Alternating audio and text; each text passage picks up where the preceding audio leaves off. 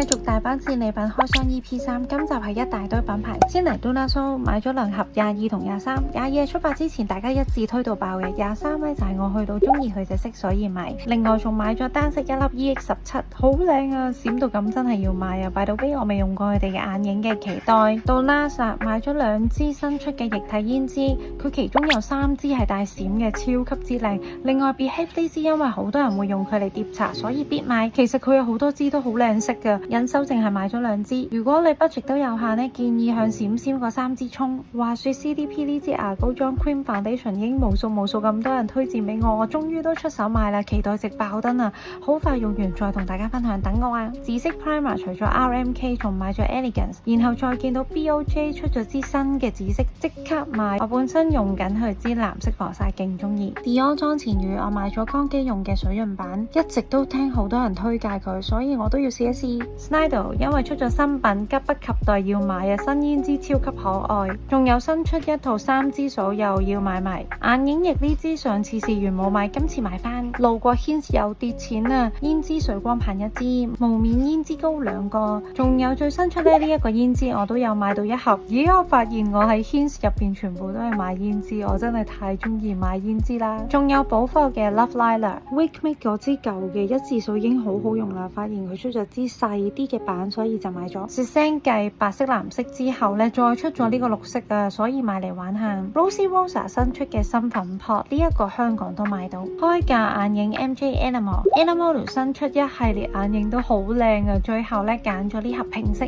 粉粉黃黃睇見都開心啊，少少後悔冇買多幾盒。MJ 單色呢都有好多款嘅，最後我都係揀常用嘅粉色系。